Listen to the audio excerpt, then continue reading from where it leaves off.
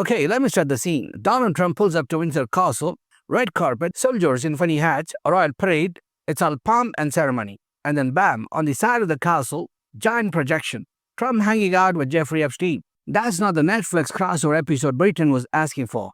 And the best part, the activist who pulled this off started the Instagram post with, "Hey Donald, welcome to Windsor Castle." That's not just trolling, that's British trolling.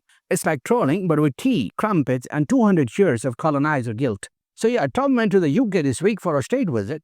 He got a royal welcome from King Charles and the Windsor Castle crew, and a royal roasting from the actual British public.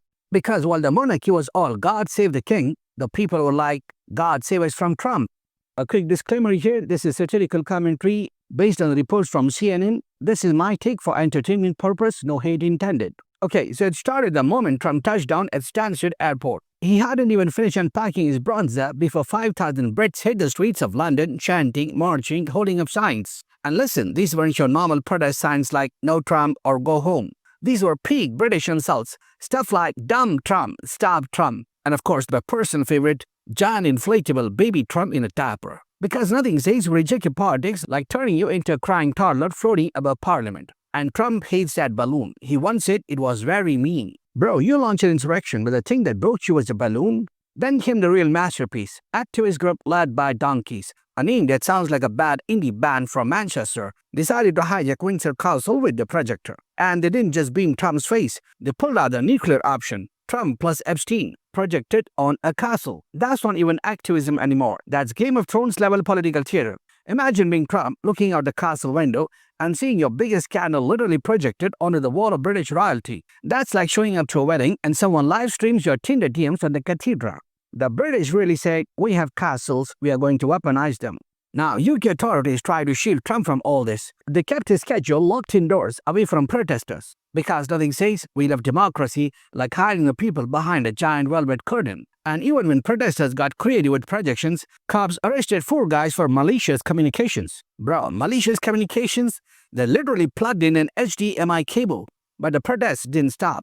On Wednesday, thousands more gathered in London. People came dressed as Vladimir Putin, Benjamin Netanyahu, and Andrew Tate, basically Trump's Avengers, endgame of problematic friends. They carried signs like "War criminals for Trump" and "Misogynists for Trump." That's next level satire. They basically cosplayed Trump's entire Twitter feed. Honestly, it looked less like a protest and more like the world's darkest Comic Con. Meanwhile, inside Windsor Castle, Trump is having lunch with the royals. Tea, scones, gold-plated everything. Outside, signs saying "Stop Trump" and politics of division and hatred. It's like the world's worst episode of Downtown Abbey. Upstairs, a royal banquet. Downstairs, thousands of people chanting "Dumb Trump." But my absolute favorite response came from Channel 4. While Trump was enjoying his state banquet, Channel 4 aired a 5-hour marathon called "Trump versus the Truth." 5 hours of every lie, distortion, and falsehood Trump has ever said. That's not a documentary, that's the hostage situation.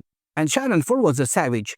They said, "We hope viewers remember how dangerous the world becomes when the most powerful man on earth shows little regard for the truth." Translation, this dude lies more than Boris Johnson at a hair salon. 5 hours of Trump lies, that's not TV, that's waterboarding for your brain. Now here's the thing, why are Brits so pissed?